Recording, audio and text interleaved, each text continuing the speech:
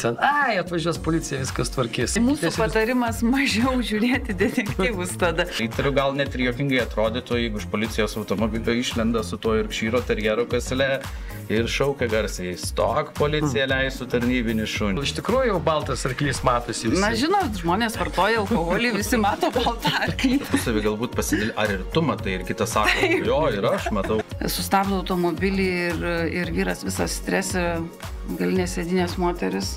Besišaukianti pagalbos skausmuose, nes jau gimdymas prasidėjo. Jeigu žmogus sako, kad aš gimdau, tai ne jums būna. Nežinokite. Šunys ieškantis narkotinių medžiagų, tai jau yra maitinami tais narkotikais. Kaip su marihuana, tai duodi rūkyti šuniui, tada... Girtą yra labai sunku rasti, kada jis ten kur pažeidė. Visas problemas mes išsprendžiam, žinokit, kokios joms beiškiltų.